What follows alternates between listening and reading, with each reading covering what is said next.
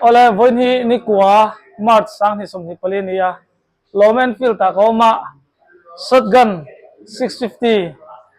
voin hian in kan walk around dona amante kan ron tilang nga price list sang sang te eng nge ti te po kan ron tilang don ni hetlo ma hian in shotgun chu awma kan han tinung chinanga kan khal chok chin vel don ni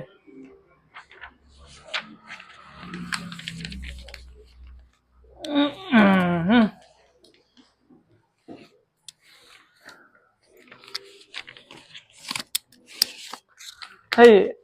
amoy zer so khomaya 650 meteor super meteor kha kalo plan chho pui to hey hi plan chho pui zoi sinut compound thleng kan plan chho ve don ni thut po no ma super meteor kha chu he ta hianin food dress kha awma a break te kha ke ni tribal dan zonin hanra fu kha hare be ma hei chu hianin punjabi du hanin kan chuang thei don ani tinung chin do lang miang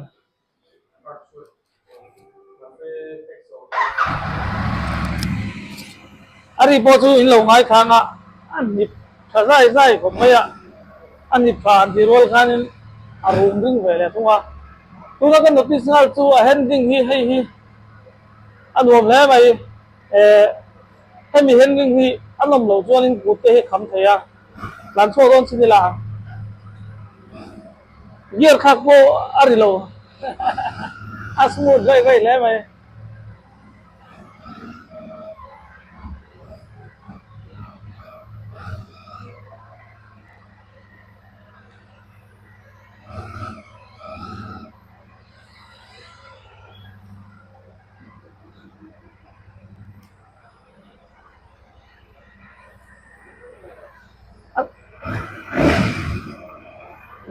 adik zai zai và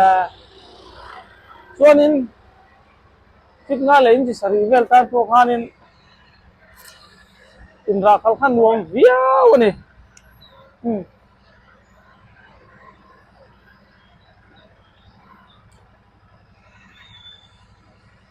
bosen min lo zui do na a chhat la ngak yan voin hianin gopro ka ken lo wangin kitama kan soi so tura nga yang o kan dang hey amitar box hi entai la hey ATF screen in ka sia chuanin da atingki hi a bok phai zan maya aspect sang chi kha han soi sur ma kang kha ke ka ti chi ni lem lo khala nuam em ti kha ani maya ke ma chem dan tok tok te kha chuanin tai tang hianin kan thulor lu lem lo wa thut te po kho thir te po anuama liam lu tu ka khanin kanom lo ni khanin lung lam atang khan lo langa tungai rong khal tu ro apui le maya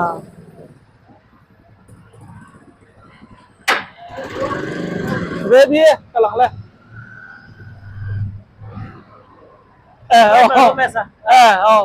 kalau ai hey kan dan sok sini na ta ya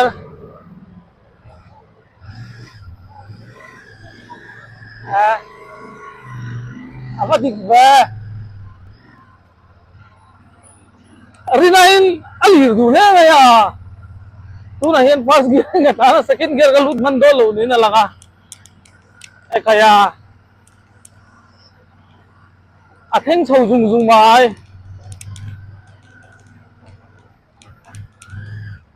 lai ko du rem chang lai hian kanan review về doi do nam ni ya walk around về doi tiang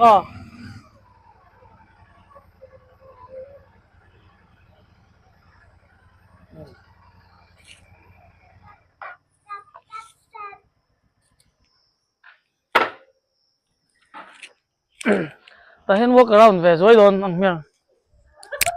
helmet hi ta mai kan tanga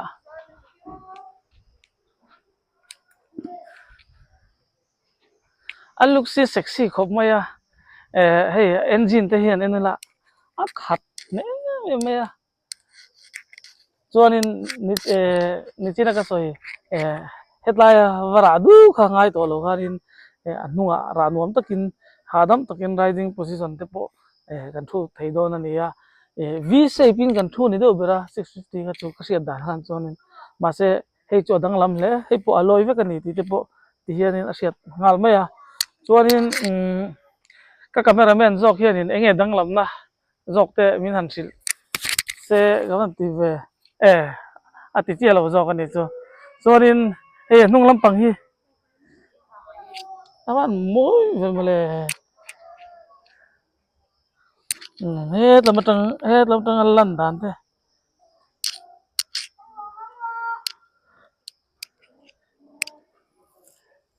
thai ve hi aspect lampang ka chu kalau in bi chian big em lo wangin an ti deuh thu tania soi tur em kha ka lo ma se an google chop ange o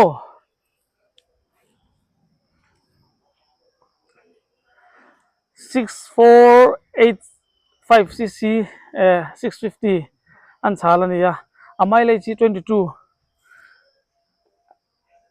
ania chuanin 6 speed manual ania ari zong hi kg zan hi somli ani chuanin liter som le pathum le point pariat alenga asit san zong hi 795 mm ania chuan kan ti leang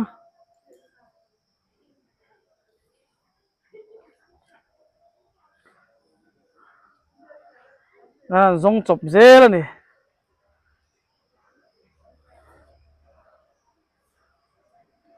chuanin bhp hi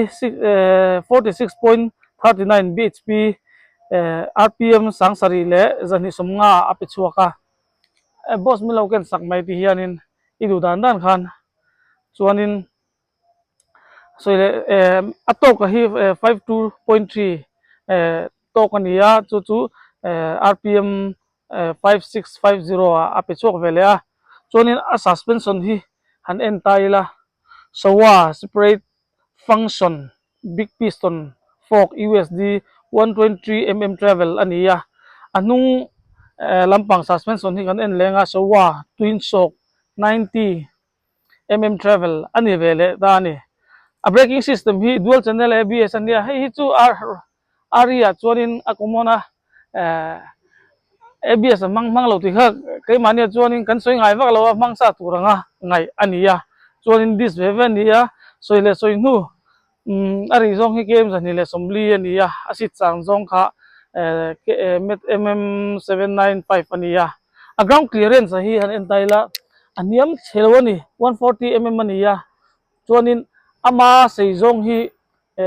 2170 mm ani vele boka khatiang kha ania chuanin digital ania meter box zong te instrument console hi semi digital ania chuanin hetlai hi an enela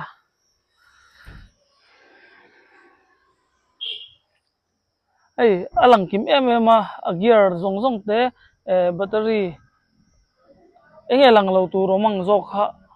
om tu zong om kim zok ani chu tft screen ni khan ka sia ka soi sual lo chuan khang ho kha niri phot mai se ola kan chun zom lenga a light hi kan en don ani led light hi ania em thakhom mai zana pote sa cha khom em chuanin heta tang hian kan suk thalenga hetam pang hi afia zokin karinga usd fork aron mangvek to atayar hi atayar size kan soidona 100 by 90 18 ania anung lampang hi kan en phei velenga 137 by 17 18 ani le khatiang khania wheels alloy vekan dia tubeless ani bokani ti kha kanan soi tel du chuanin hei ngai zong nei lo te ngai zong nei te tan bo khanin a tha em don ani ti hi siata ari hi kanan ti vele chin don em min yang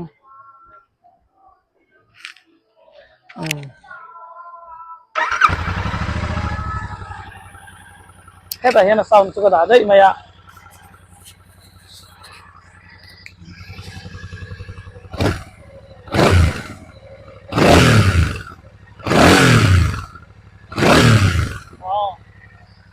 át sa khúc mày cho nên hết lắm bằng ngày hiện engine đi ha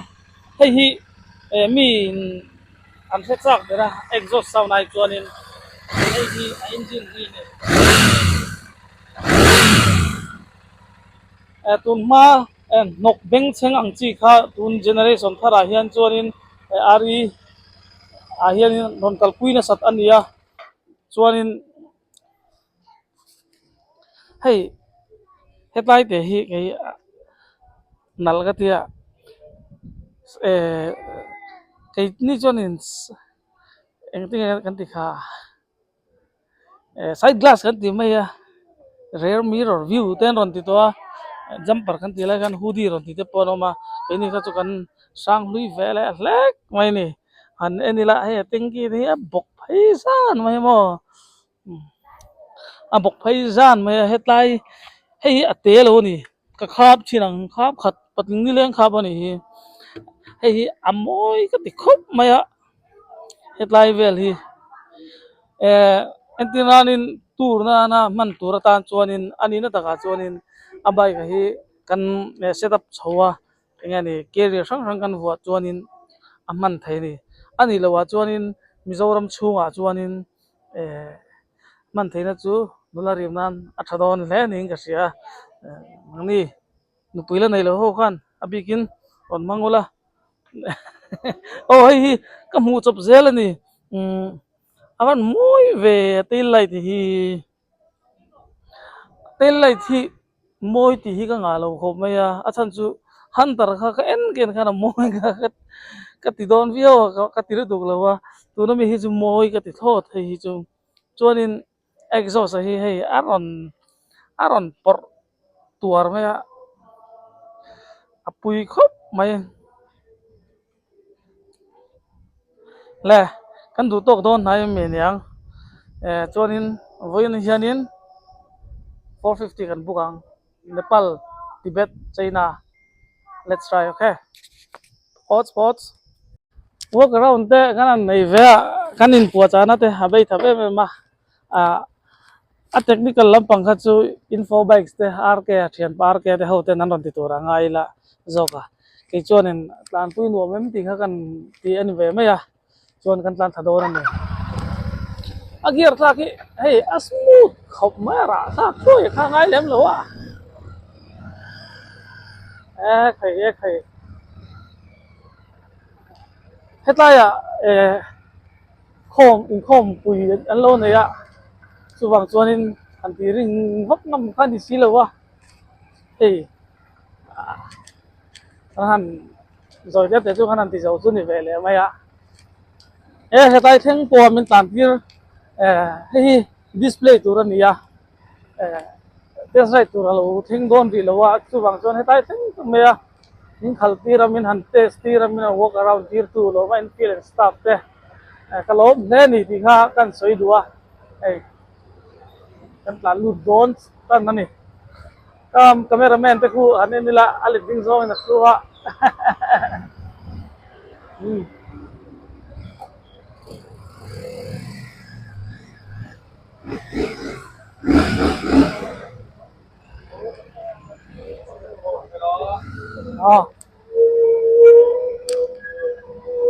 lalu cowar cowo yon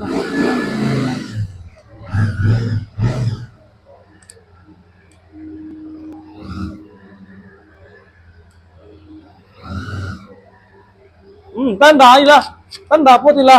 abak tu dot boy pi mai tu ranga yang chon zom le tai la hey voin hianin thil bon lu tu lo halo si ka tu ma hey etla ma hianin in hunga hey touring handlebar ania hey ka man me ka nia man nuam khop maya imi nge bè cả khơi ven đầu bị ven thằng nó thì lồng em thì lồng đôn em sticker cái này pedon dia ok hết là mà hiện in Enfield sung à hiện in nakalgat te windshield sang te anh này à chuan in hey Himalayan 450 boka chuan in hết là mà hiện crash guard le seat sang te kha boka ni ti kha ni siat tir ni se hết là hiện in cowboy boot không ta hey bike khaldaran man tat chu ring lawa ma se tu tang kan tilang chiang don chiang lut tu mai toram lian awan nice we kalak ber kher chu mai siami hei moi adu dan awan moi sial ve katiang khania khas gat te hei til pakhat athai thalo ti lampang ni lovin ke chuan genuine hi athir adang lam ni hian ka sia genuine hi adu do kar thina helmet te po hi awma chuanin kanan tilanga nga hetlai hianin stencil white tuna kan khalmek kha ania chuanin plasma blue boka plasma blue lo kha a price list hi a photo in kanon tilang thai turangai la hetlai hianin super meteor kha ta hey ai nang lo ta em ni food dress dana hi anung hlek ta chu wang chuanin hemi shotgun bi ka hi chu adang lam hle do na ni ti kha sexy hle me ya sarwa kom re ang ni chuanin hetlai hian staff fel tak ten oma chuan heta hianin glove te jacket te t-shirt te helmet te kamis sang kha ta chuanin pinner box bok ta chuanin samgat hi poimo khop maya hi hetain boss Joshua off the wall bok ani ne kan video lo thli to jong te in zawai chunga an lo ba lomen fil a hian lo leng vek during kan som chewa boss shotgun bi ka kha a price kha amu thei eng rong nge ti kha chili mo yo he chu pdf kan ti me don ya chili chu eng nge min thil theim ka balam thiam hlom lo ve ka ho ko mo top class tu ni class stencil ko it kan ta mo stencil class in anga yan pakada plasma blue le green drill hi ta base model a hian in moro all metal gray kai kan kan dang mai buta kan sile me gon ni top class a han stencil ko it ta joining class in anga hian color chiti plasma blue le green drill ta sheet metal gray hi le ta a base model a han okay chu athala ka lang thi ngam yes lang the awan sam kang da dùng nghe lòng a base model chu ni ta sheet metal gray chu chuan in hei hi plasma blue ren chu le chi emi te pan hi ai nang ta price ka chu nei hi top class stencil weight and ti ga ta okay chuan in kha lo kha vo bel thei nge thil dang tam tak om tura kan nga ya na hian mo i asi hemi FSB ga hi jon vo thei chi hi anon lati bak lo a danga ha chuan in aron khen tur chu om thau ta mo chu le garda hian in heng ho hi ta some guard kan ti engine guard kan ti ang chi ka om le ta chuan in finisher ting te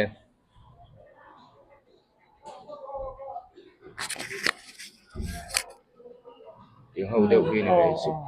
John Visor hi a call hi ron om te ta moi don ve kan ko her chin ve la Visor chuanin ani le boss cheng za in nge booking na ti the Sing khat Sing khat. emo hi 650 chin hi sing khat kia ring na nga yang 650 big tak ti chu la rave ang reng okay ole shotgun Himalayan 450 heaven kala kung reng mo super meteor le classic meteor hunter ne ka soi mai om bullet chung te chu leiturin lomen fil ta henoma zawaya lo lek turin le test right kha in thung su test right nang mani ta na nang mani right tura heta umania ron kalula ma se nularim na man kha arim lo thung ta e ron test right turin an so mai ba ga cheu ka som cheu ani ke ma big hianin ron test right tur hianin ka som chewa odds video dang ai mulai don nia